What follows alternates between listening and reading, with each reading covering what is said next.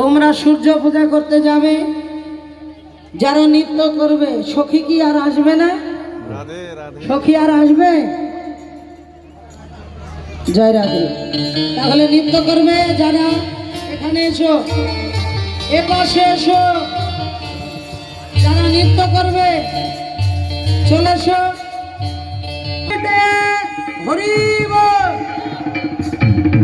এবার সকলে ভালোভাবে নৃত্য করতে করতে চলেছে।